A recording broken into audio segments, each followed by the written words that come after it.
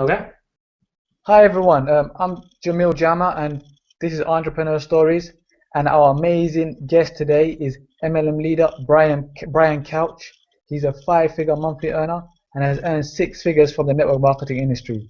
He's very knowledgeable and very professional. From Texas, USA, it gives me great pleasure to welcome our great guest, Brian Couch. How are you today, Brian? Wonderful, wonderful. I don't know how professional I am, but maybe. You're definitely very professional, Brian. I've learned a lot from you, man. So, All right, good. I just like to learn, absorb, and share what's working. that's awesome, Brian. That's what it's all about. So, Brian, you've been an entrepreneur for many years, but you're currently doing network marketing. Yeah, yeah. Well, I don't know if I've been an entrepreneur for many years. In fact, I would say maybe about three Yeah. years or so. I mean, I can if I look back as a kid, I had some entrepreneurial endeavors that I did, just because I learned a bunch from my mom. She always she would take me to a lot of stores, and as a kid, I absolutely hated it. Because she would take me to craft stores and stuff like that I didn't really enjoy that much. And then if I would run her off and do my own thing, I might get in trouble or something. But some of what would happen is I would see her go into these stores and recording and tracking what's going on with the sales. And so she ended up having and she still does this, except for she's moved her business onto eBay. But basically going out to different stores and buying on sale merchandise, seasonal merchandise. So right now, thanks or Valentine's Day's just passed. I'd imagine that if I called her up right now, she probably has already gone to the store or is planning to go to a couple of different stores and buy some like 70% off Valentine's Day stuff, 90% off Valentine's Day stuff, and she's got tons and tons of room for storage. Um, and so she just stores it all for about a year and sells it the next year. And she's been doing this for many years, so she's got a little schedule all set up of all the different places that she goes and all the different things and where she gets certain deals and the best deals and what kinds of products are selling. And she's just kind of developed this thing on her own. And I know, watching that as a child, and kind of growing up in that environment, I've got some similar things that I did. I'm not sure how how legal the one that I did was, because I was like the first of my friends to figure out torrents. How I could get like CDs, music, and how I could get movies from the internet. And I would have friends that all the time would ask me if I could hook them up with a CD or a movie or something like that. And so eventually I learned that these guys they've got money and they're willing to buy it from me. So that was maybe like the first kind of entrepreneurial thing that I did. And I never really got that into anything too big, but I did have a list of friends that would buy different CDs and different DVDs from me as a kid. But then, I really just went the traditional route. I mean, I went to school. I went to Texas A&M University. I graduated, got a degree, and went into the working world and got laid off. Um, got another job and got laid off from that as well. And somewhere in the middle of those two, that's kind of where I found network marketing. That's awesome, Brian. So, what is your story as an entrepreneur in the network marketing industry? Because you're currently doing network marketing. Oh yeah, yeah, definitely. And the way that I'm doing network marketing is through the internet. So I learned about network marketing, and I saw the presentation, and when they were drawing the circles and going through the comp plan, I was like, this has got to be the easiest way to make money ever. This makes so much damn sense. I'm gonna be rich. And what was even better about that is, because being rich was never like, we were talking before this, and you shared that you had done a Google search for how to get rich, and being rich was never really a huge goal of mine. It was never a big aspiration of mine, but I always wanted to have the time freedom and and obviously the money to where I could do what I wanted with that time. So that's really what I liked about network marketing, the fact that I could build up some passive residual income, some kind of, in a leveraged way, I could build up an organization that's going to be paying me regularly over a long period of time, so that I have time to go off and do the things that I love to do. I mean, for me, travel was a big thing. I think last year I went to 16 or 17 different places, from Mexico up to Canada. All around North America. I was traveling all over last year, and this year, it's kind of starting out to be about the same. I think I've only been to about four so far, but I guess it's only February though. Um, So that was kind of a thing for me. But I got into network marketing because I saw that as a way. And it wasn't all shiny, and it wasn't all traveling and making money and having fun. A lot of it was kind of a bit of rejection and a bit of learning. But ultimately, if you really want something, you're going to find a way to do it. And I really, really wanted it. A lot of people who would join my team, they would maybe find an excuse instead. But I wanted it, so I had to find a way, and that's kind of where I learned about marketing. And I realized that these guys say I could build my business any way I want, but here's the way they suggest it, which was through this prospecting thing. And for me, that just never really vibed that well. I mean, I didn't really build up a powerful network of business-minded people, or people that were professionals, as you put it, or people who really wanted to get money. I had a network of people who were okay with their job and really just maybe they enjoyed TV or drinking or something. So my network wasn't. I think they say what your network determines your net worth, and that was pretty broke. So I needed to build another network, and that's kind of where I learned about marketing. And excuse me. And so by putting marketing into network marketing, that's really how I first started to find success.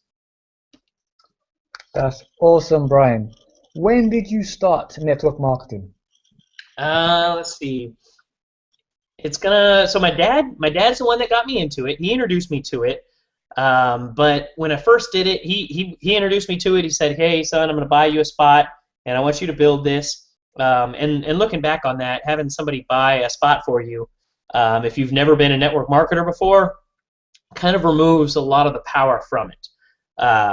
Without sacrifice, there's no gain. If you don't put some skin into the game, you're never really going to get anywhere. It doesn't value it as much. I think what is that? Why buy the cow if you get the milk for free? I think is the expression, something like that.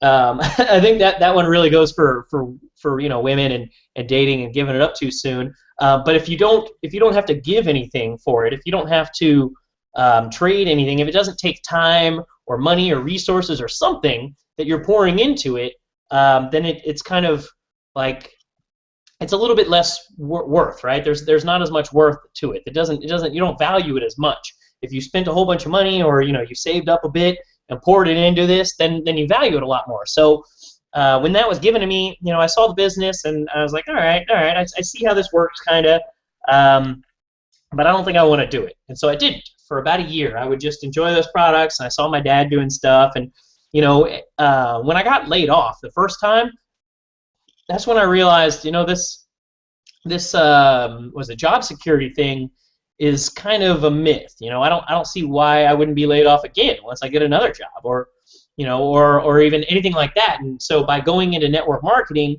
and going to events, I saw people out there that were making incredible amounts of money, and they were doing it in a way that allowed them to live a really, really awesome lifestyle. I watched my mom. I knew that, okay, you got to sell stuff to make more money. If you're just working for someone else, they can pay you just enough to where you don't quit. And I was the guy that was working there just hard enough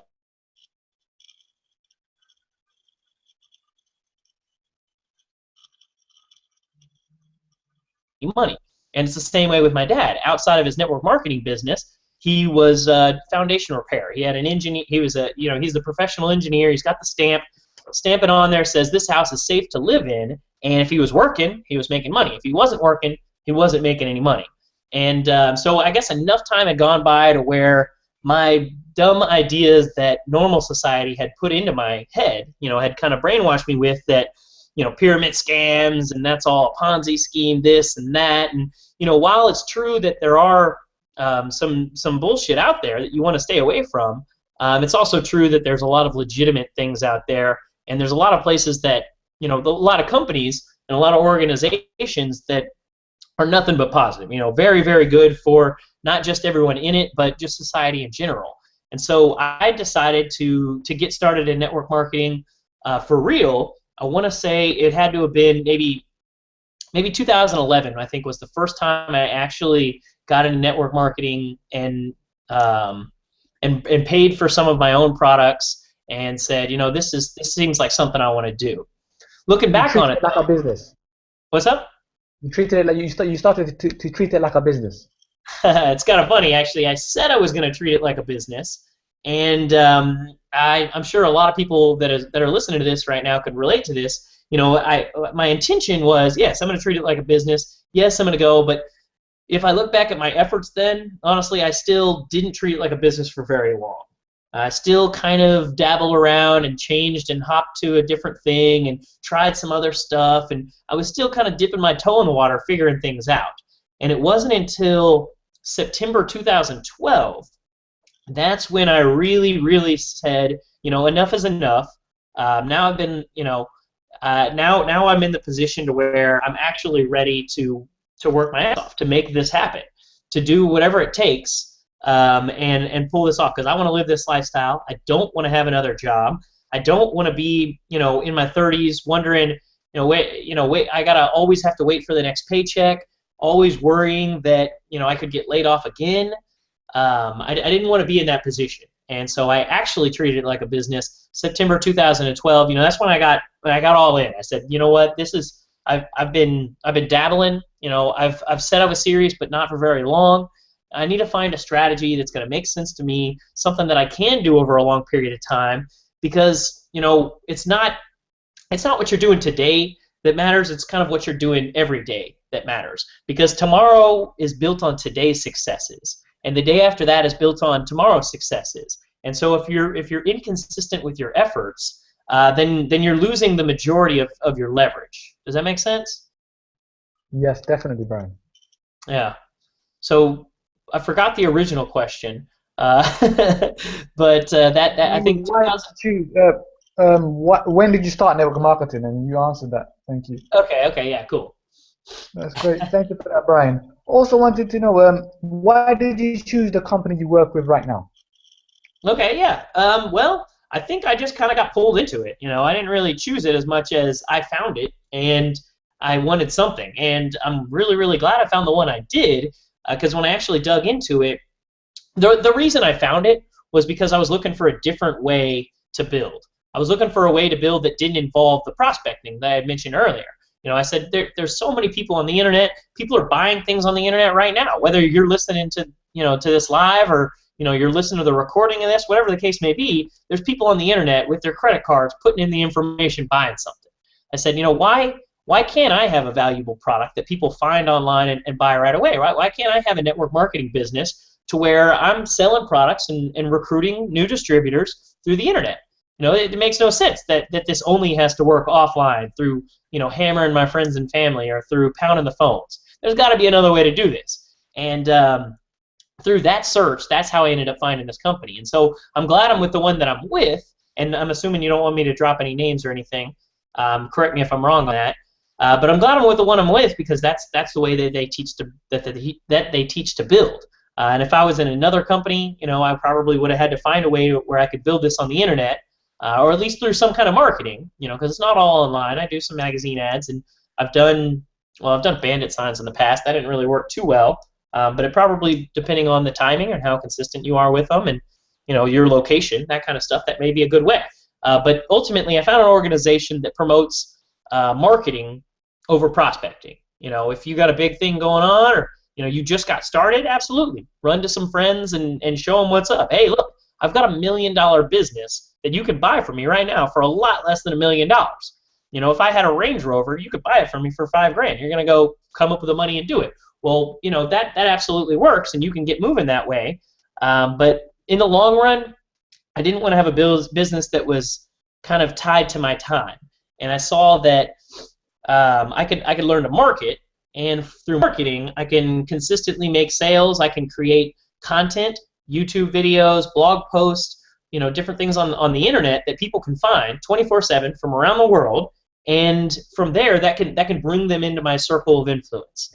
I can deliver value. I can help them out in their life, and if it's a good fit, then they'll want to join me. Then if the product that I'm selling is something that they want, they're gonna buy it. It's kind of as simple as that. That's great, Brian. Thank you. So up to date, you've made 6 figures with the company you're with. How did you start to get successful results? How did you start to get your successful results? What did you do? Sure. For me, I started a blog, and I started blogging. I started learning search engine marketing. I started learning search engine optimization. And what that basically means is I started learning how I could create content, I could write blog posts, I could have websites out there that when people are looking for something, at the moment they're looking for a solution, right? Like, if you want the definition of a word or you wonder who a person is, you just pop that right into Google or Yahoo if you're a Yahooer. You pop that right into the search engine and you look at the top 3 results or so to see, okay, here's the answer, right? Here's the solution to the problem that I have. Well, a lot of people have a problem that requires a solution that takes money, right? And they're willing to exchange the value of the dollars they have for the value they're going to get from that solution. Well, I started blogging because I knew that there were people out there that had a credit card that wanted to buy what I had to offer. They wanted the solution that I have to problems, and I learned how to get those blog posts up there in front of them to where when they saw it, they said, you know what, here's the answer. This is what I've been looking for, and they joined my team or they bought my product directly from all the internet, all the information that's available, all the information that they need to make a decision available online. And so I started blogging. And what happened is Google kind of changes what works with search engine. They're constantly fighting the SEOs.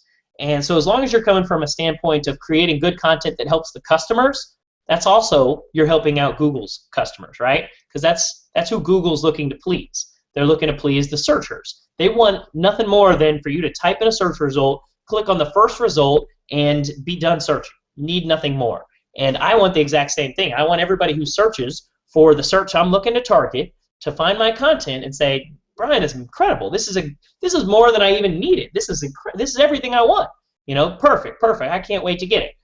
And then for them to go from there right through my process, through my sales funnel to the front of my online store and buy. And if they're looking to build a team, then I'm going to connect with them. I'm going to call them up and I'm going to get on the phone with them. I'm going to set up a little hangout and do a little new member coaching and get them up and going. Well, when Google changed their algorithm, I was using a strategy that was a little bit for building backlinks is what it's called. That was a little bit I don't know. It had too big of a footprint. It was obvious that I was trying to get onto the first page of Google, and Google doesn't really like that. And so they changed some things, and my traffic went from 2,500 people a day down to like 200 people a day overnight. And from there, I saw my income that was rising just completely stop. Basically, it went to kind of a standstill of the regular recruiting and sales that I was doing. And so I had to find a new way. And from there, because again, I wanted it bad enough. If I didn't really want it bad enough, I would have found an excuse. I would have said, damn, this thing doesn't work. I just got to go out there and I got to do something else. Maybe I could get another job until I get laid off again and get another one after that. Whatever the thing is, I wanted to create my own opportunity. So I didn't give up.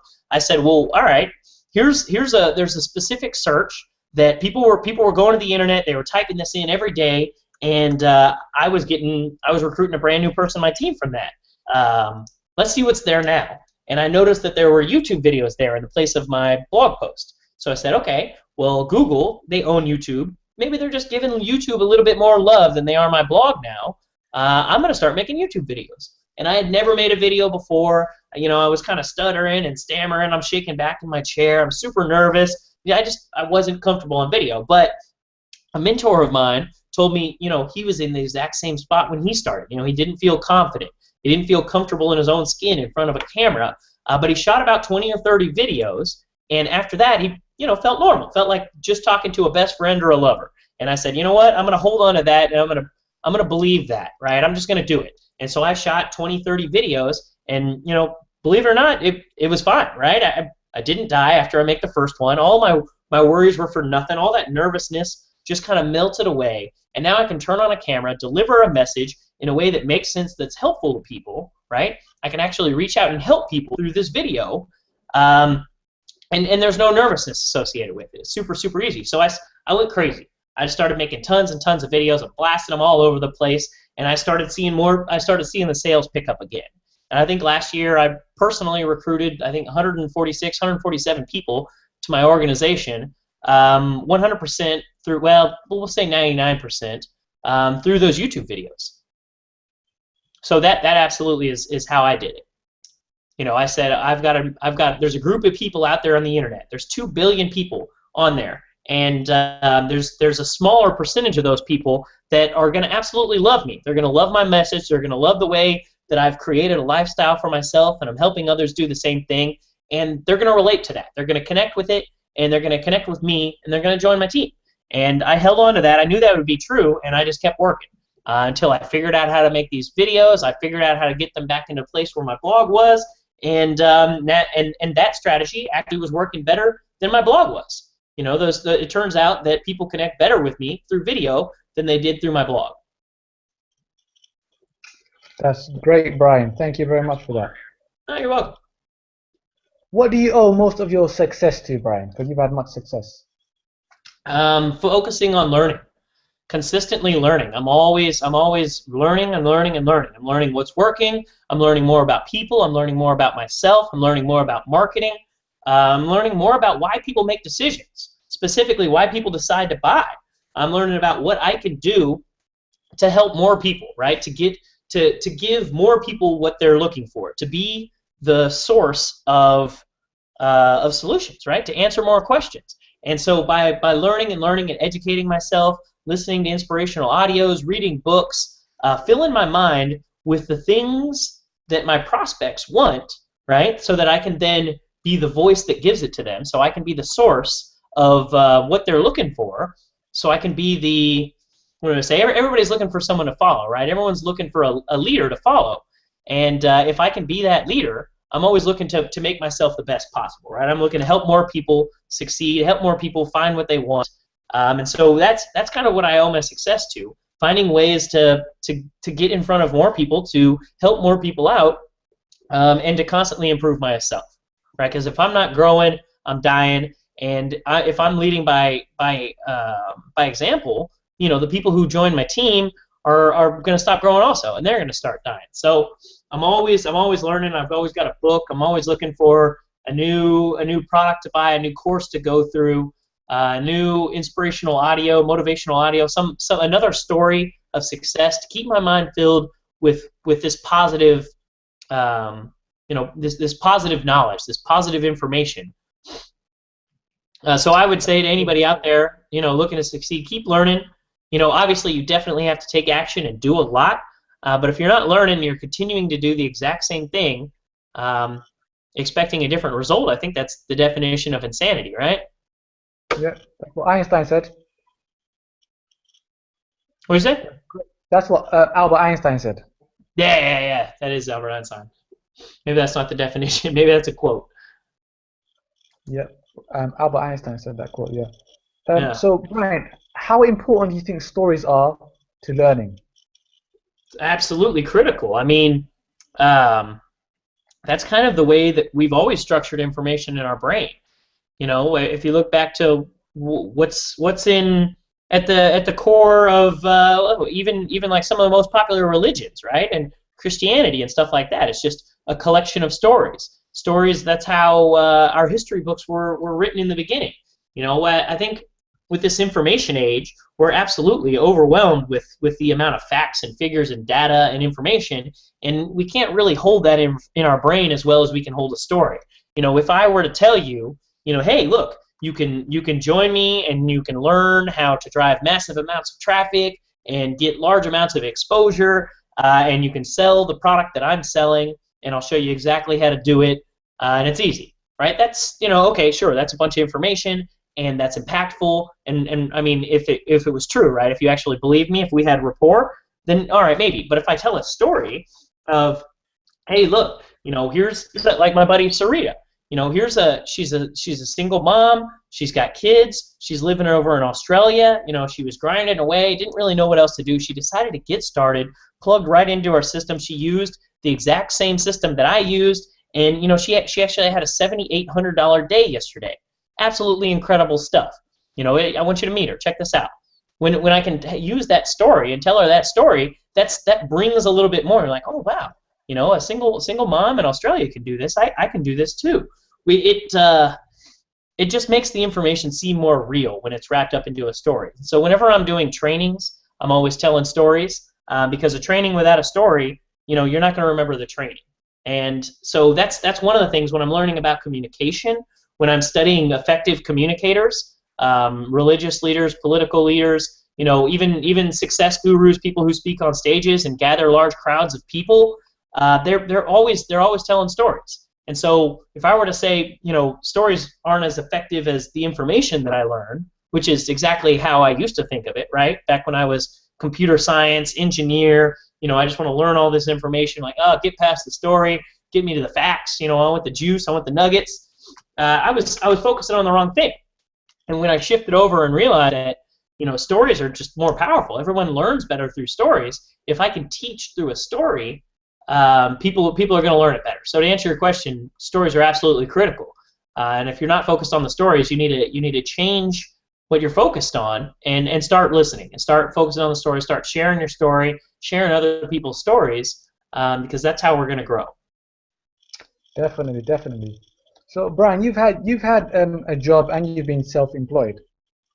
Yeah. What's the difference between having a job and being a leader in network marketing? Yeah. Well, a huge difference. For one, I don't have to kind of fit into society's little box anymore of waking up at this time, working 9 to 5, Monday through Friday, getting X amount of a tiny amount of work hour. I mean, vacation time. As a network marketing leader, you get to kind of live your own life.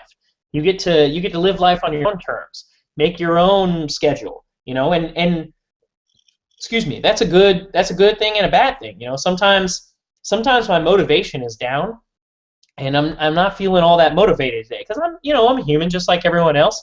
But that's where discipline kicks in, because motivation's a little bit fleeting, but self-discipline, that's the kind of stuff that creates mastery. And so as a network marketing leader, as an entrepreneur, you can't fully rely on, back when I had my job, right? I could always rely on my boss to come in and tell me what I got to do, right? There was no real thinking that was necessary. And sometimes maybe there's a little thinking to get done what he wanted to get done, but not really even that much, right? I didn't really have to think for myself. And as a network marketing leader, I'm always coming up with new promotions, new ways to help more people, help more people have a breakthrough, help more people get to the next level, get people to to start doing the things that are gonna change their life for the better. To show people a way that they can get what they want in a way that's actually going to work with what they have. Okay, a way that people can get what they want without having to become someone they're not, right? To where they can get what they want by being themselves, by being the truest version of themselves, and by being the best version of themselves. To really reach down inside themselves and find something they didn't know they had. Find the leader within them. Find the powerful person that is within each and every one of us. Yes, definitely. Thank you for that, Brian, again. Everybody has a mentor. How much of your success would you point to having a mentor, Brian? Well, I mean, it's hard to say, right? Because if I didn't have a mentor, I would constantly be struggling to find what I should be listening to. What information is the right stuff that's going to lead me in the correct direction, and what information is maybe outdated or just wrong. I wouldn't know any of that stuff if I didn't have a mentor. What a mentor does, really, because we're all standing on top of the shoulders of the giants before us, right? We're all building on top of previous successes. We're taking what other people that have had success before us have done, and we're building on top of it. And so if we're starting from scratch, that's basically what you're doing. If you don't find a mentor, find somebody who has what you want to have, and find a way to get close to them. To get up with them and say, hey, look, I love what you're doing. I love how you're doing it. I love how you've been able to, create your own lifestyle. How you've been able to create cash flow doing nothing, right? Not just $1 million in a bank sitting around slowly depleting, but cash flow coming in independent of time, right? How have you been able to do that? And basically find that mentor who has what you want, and figure out, what do I got to do to get close to them? What do I got to do to do what they're doing, right? How can I model their success? How can I take what they're doing that's working and extract it, extrapolate it, chunk up, chunk down, pull that information out, and see how I can apply the same thing in my life to achieve a similar result. so yeah, without a mentor, I mean, absolutely lost, right? You're kind of you have to go through all of the bumping your head against the wall to figure out what's wrong in the first place. Whereas if you find somebody who's already done it before, you're like, oh damn, there's a door right over there. I'll stop ramming my head against this wall. I'll just walk right through the door. Thank you, mentor, for showing me that, right? So absolutely critical. It's another shortcut for success. Definitely. That's great, Brian. So is there anything else you'd like to tell us before we recap on your story and what we've learned? Let's see. Well, it's all about making powerful decisions, and a lot of people don't really exercise their decision muscles. And if I look back at what I did previously, when I first said, you put it as, they were treating it like a hobby, not like a business. They weren't really taking it seriously. If I look back at my efforts, at what I was doing there, that's definitely where I was. And for me, it took a real powerful decision, like an actual real decision where I'm deciding, right? I'm like, and side is that kill. I'm cutting off all other options. I said, you know what? I'm not going back to another job. I'm not going to do the way that everyone else does it, that just hangs out in the middle class and lower middle class, like my friends and most of my family. I'm gonna do something different. And that powerful decision right there, that you are going to find a different way to make it, and you are going to be able to live your dream, whether that's spending more time with your family, or being able to travel like me, or being able to not have to worry about the stress and the pains that come with what most people are doing, kind of caught up in the system. Deciding that there is a better life out there, that in this information age, we are going in the direction of expansion, right? We're no longer in this industrial age anymore. And you don't have to make money the way that industrialists made it, right? Now that we're in the information age, we can learn these skills, we can learn this new way, and I think that's where the biggest wealth is made, right? In the large changing in the times of what people are doing. If you look at the top list of new billionaires, that's what all of them are doing now. And so what I'll leave you with is this: you're more powerful than you think you are. By plugging into a community, surrounding yourself with a group of people who are headed in the direction you want to go, finding a mentor who has what you want to have, and making sure that what you're doing isn't something stuck in the Stone Age or in the Industrial Age even, and that you're forward thinking, and ultimately something that you enjoy, something that's worth doing, and make a real decision, decide that you're going to do it no matter what. Cut off all other options, burn your bridge, and figure it out. Again, I think I had said this earlier, but I'll reiterate it. If you really want it, and you really, really want it bad enough, you're going to find a way. If you don't, you'll find an excuse. You'll find a different reason why not. That's a very, very powerful words you just said, Brian. Thank you for that. So we've learned a lot from your story, Brian. And the first lesson we learned from your story is, in network marketing, or as an entrepreneur in general, you get time freedom and passive income, and you get to travel when you like, basically. Yeah. And another lesson we learned from your story is you didn't let rejection stop you. You continued building your team, and you continued learning because you badly wanted it. You had a strong desire. You wanted it badly. You wanted success in network marketing badly. So how did you get that burning desire, that wanting it so bad? How did you get that? For me, it came from kind of being around it. I had heard, obviously, I've always known that there are people out there that make a lot of money without really spending a ton of time to do it. I knew that there were people out there that were born rich, and others that came from the bottom and rose to the top, but it didn't really seem real enough in my life to where I had a desire to do that. And when that all changed for me was ultimately, the timing was right in my life. I had enough things messed up, and I really was disenchanted with the traditional way of building things. I said, it's a bummer that I went to school and I got this degree that's now useless. And by that I mean I'm not using it. But I wasn't even using it in my job either, to be frank. But I had gotten to a point where I said, you know what, the path that I had been on with this traditional route of going to this old university and getting this diploma that gives me a chance to interview for a position to work to build somebody else's dream.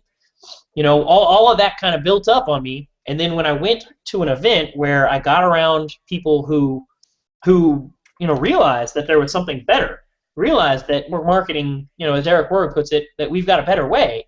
Um, and I actually, not even just believed that it was possible, but I believed that it was possible for me. I met people that believed in me, that believed that, this isn't just something that the people on stage can do, but this is something that anybody with the right, with the right motivation, anybody that really, really wants it bad enough can pull this off, and they can do it. And that, I guess, that was never really something that I had learned growing up. That was never really something that I believe was possible for me. And that's kind of one of the things that I really exercise in my team. I believe in my team, and I believe in anybody that really wants this bad enough to go for it, anybody that wants to do it, I believe they can do it. And I suppose, it's not just me that's living proof. Network marketing is absolutely massive. I always underestimated how small it was, or how big it is. I didn't realize that what is it, 1 in every 13 homes has a network marketing product. It's a huge organization. Now, that's in America, by the way. I'm sure this is a global call, but that network marketing is a massive industry, and that I could go for it. I don't need any of this other pedigree or any of anything really, other than just that will and that desire to do it. So the place that I got that was kind of getting around other people that really believe that there was another way to live life, and we're actually doing it. That's great, Brian. Another lesson we learned from your story is that there is no job security, and I've seen that many times where people they've had jobs for 9, 10 years, and then all of a sudden they were made redundant. Yeah, mine was nowhere near that. I only had the job for each job for about a year and a half, maybe 2 years, before I was laid off. The company, both times, wasn't doing as well. They're still operating with that industrial age, and they had to do a round of layoffs. And I got the axe. Yep. So there's no job security. No. Another lesson we learned from your story. Another lesson we learned from your story, Brian. So did you want to say more about the no job security, Brian? Yeah, I mean, no, it's something that is so ingrained in our society that you get a good job and you work for a long time and you progress your way up the company, and it's useful for people to believe that, because that keeps them in their job longer, and it allows the business owners to be free longer. And so I see why that myth is out there. But I like to dispel. I like to set people free. The ones who really want it to happen, they're going to do it. Yes, definitely. Another lesson we learned from your story is you went to events and you saw people making incredible money, and that increased your belief in the industry, that you could make money in network marketing as well. Oh yeah, definitely. I mean, I guess I had to see it to believe it, right? You can only listen to so many audios and see so many things, and do a little Google search for proof and see tons of checks online and whatever. And that only kind of affects you so much. It still kind of has this compartmentalized thing in your brain where you're like, all right, well, yeah, that's good for them, but they don't realize, like, okay, this is a real person. Like, he could have been my neighbor.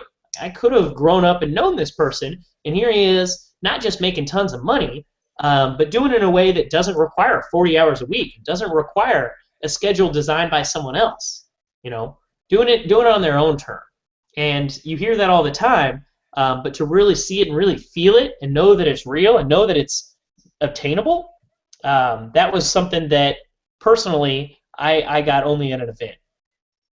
I would have loved to have been able to know that immediately. The very first time I ever heard about this industry, just drop all skepticism and get started right away. I'd be a lot further along on my journey if that were the case.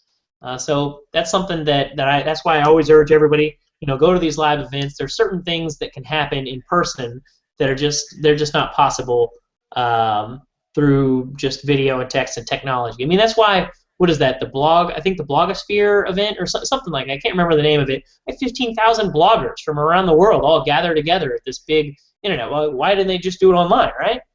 There's something extra powerful about being there in person. You know, it's different. You know, we're human beings, and you know, when we're around other people, you can actually feel kind of their presence or something. It's just, I don't know how to describe it. I don't know why it's different, but it is. It's different. It's the mastermind. Napoleon Hill called it a mastermind. There you go. There you go. That's definitely one aspect to it for sure. You know, you get a bunch of people together and you're masterminding, but but what I mean, my point here is that it's a live event, an in-person mastermind. Because yeah, we could invite more people to this Google Hangout, and we could have 10 people all masterminding over technology from different parts of the world, and that's going to be really awesome. But it's not going to create the same feeling. It's not going to create the same effect and the same impact as if we were all in the same room. Yeah, definitely. Events are powerful. Another lesson we learned from your story, Brian, is that when you got sick and tired of being sick and tired, you finally made a firm decision and started to treat your network marketing business like a business. Yeah, so it took a couple of tries, but yeah. But what we learned from that is once someone is sick and tired of being sick and tired, that can really give them a burning desire to change. And that's what you need. Another lesson we learned from your story is that you learn SEO and blogging to get good ranking on Google. Yeah, I learned, I mean, skills, right? If this were 30 years ago, the skill I would have had to learn was the skill of, you know, what my dad learned, which is like the 3-foot rule. Being able to talk to anybody within 3 feet of me, strike up a conversation, and, you know, get them interested in what I have to do, get them asking me questions on how I'm able to live an incredible lifestyle, and, you know, without all of the pains and struggle that they have. And then turn that into a new sale or a new recruit or something, and build my business, my sales organization a little bit larger that way. But we're not. We're in 2015, and so now the skill that I had to learn was the ability to have mass influence online and create an organization that sustains itself based off of people who are actively looking for what I'm selling and finding my content, finding their solution in my product. And doing it in a way that can be done 24/7 without like the sun setting on my organization, right? Like there's people on the other side of the world that are just starting to work as I'm going to sleep, you know, and my videos, my blog posts are out.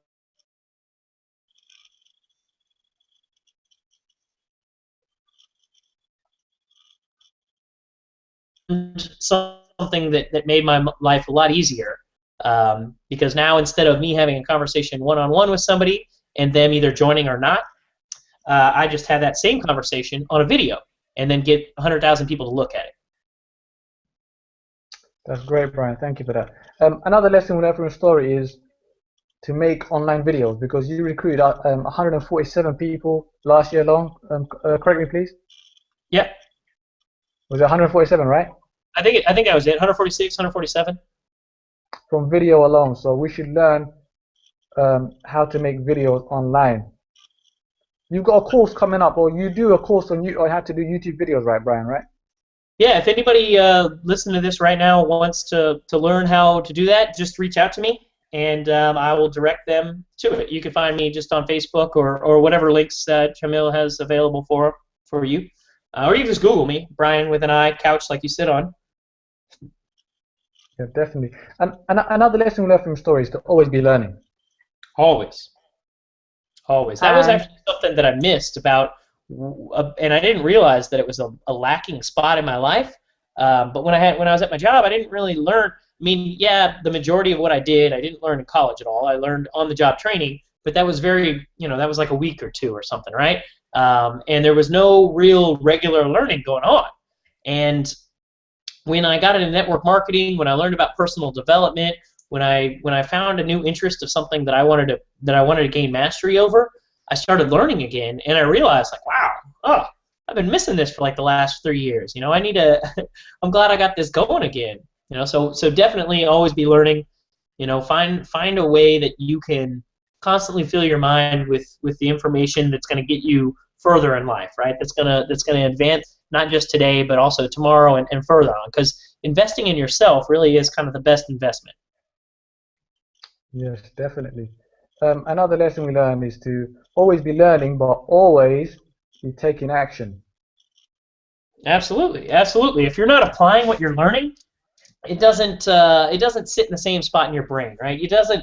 It's you can learn how you can say, okay, cool, yeah, that's what Brian does. He makes a video for a keyword that implies buyer intent, like somebody's trying to buy that product, and it's right there on the first page. Somebody searches, hey, where do I buy this? They see the video, they learn, and then they go right there to buy it. Okay, cool. Well, if you don't actually go out there and do what I just said, then it's almost like the end of the book and you read the beginning of the book, but you haven't really gone through the whole book. Kind of. I mean, maybe that's not the best analogy, but you don't know it as well. It's not your own information until you do it, until you take action on it. So always be learning, but if you're not applying what you're learning, you're kind of only doing the beginning part of the learning.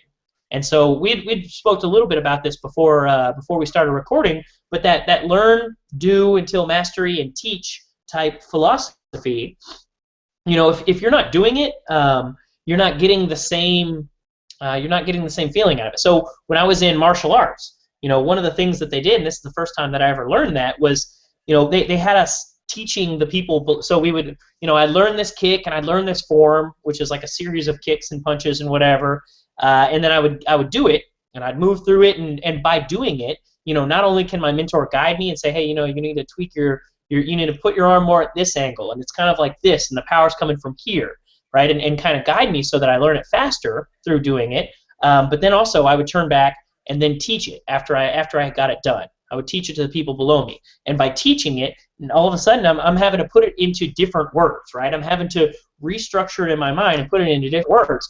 And now after teaching it, I still know some of the stuff that the white belt stuff that I did, right? Because I went all the way up to my black belt. I know the white belt stuff better than I know the black belt stuff because I learned it, I did it more, and I taught it a lot more. And so definitely always be learning, always be implementing what you're learning, and if it works, if it gets a good result, especially a desirable result that other people want, turn around and teach it to people. And now, by actually doing it, you've learned it better, and then by teaching it, you learn it 10 times better than that even. That's great, Brian.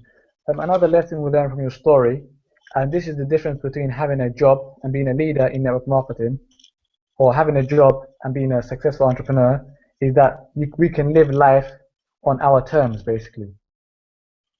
Absolutely, absolutely. I mean, when I was at my job, they decided when I had to be there. They decided how much I was going to get paid. They decided how little time I could, take off to travel or do whatever I wanted to do.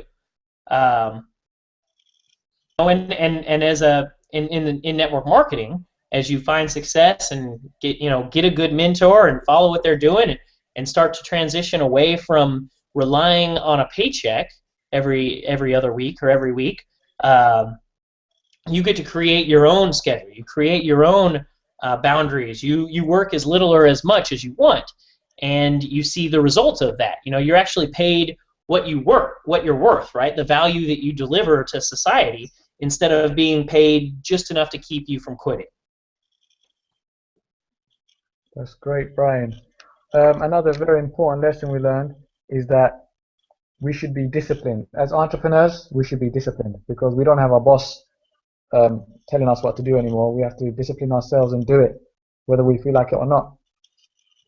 Absolutely. I mean, that self-discipline's not easy to create, and it kind of comes and goes. And yes, sometimes it's awesome when I can work purely out of inspiration and motivation. Like something happens, like I'd mentioned Sarita's story. She gets excited and fired up, and like, here's a brand new person that got started and created an absolutely incredible result, life-changing result for anybody. I can work out of that inspiration. I'm inspired. I'm inspired to get to work. I'm inspired to share this information with more people, to get out there and get more things done. But then other days, maybe I'm not as plugged in, or I'm just kind of feeling groggy, or I drank too much the night before or something. I got to rely on the self-disciplines that I created within myself to push me forward. That's awesome, Brian. Another lesson we learned from your story is that having a good mentor is a shortcut to success. Absolutely, yeah. I think I possibly covered that pretty well there. But yeah, if you, I mean, they've gone through it before. They can kind of show you the way, clear the path a bit. Now, obviously, you're still going to have to do a lot of your own, and exactly what they did is not going to work exactly for you, most likely. But that is, I mean, you can glean some knowledge from it. You can glean some of their experience, and that's absolutely going to save you a bunch of time. Definitely, Brian. Um, Another very important lesson we learned from the story, we covered this a bit anyway, is to make a powerful decision, Oh yeah. master decision making. Definitely, definitely. I mean, if you're not deciding to do it, if you're still kind of dipping your toe in the water, if you're still kind of playing around or wondering or thinking or investigating or hoping, if you haven't really just decided that this is going to work for you, made the decision that you're going to make it happen no matter what, then you're always going to see subpar results. Definitely, Brian. So, Brian, thank you very much for your story, Brian. Hey, thanks for having me on, man. It's been So, if good. anybody wants to contact you, how can they contact you?